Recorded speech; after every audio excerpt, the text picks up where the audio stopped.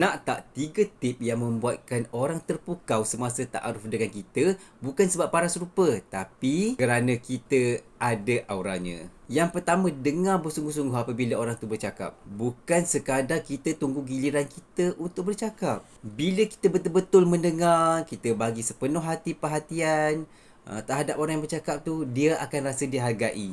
Dan juga hati mereka akan rasa selamat bila bersama dengan kita. Yang kedua, jujur tanpa berlebih-lebih.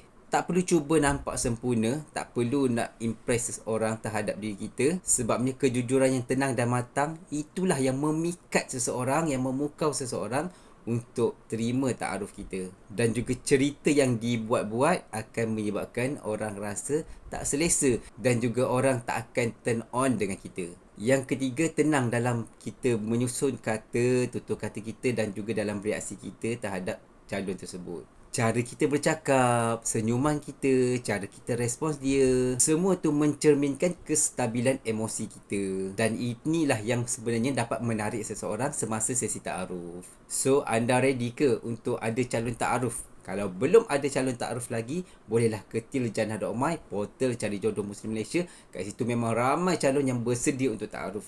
Sama je dengan anda. So, bersedia sekarang join Terjanah dan juga cepat-cepat dapatkan calon ta'aruf anda. Okay?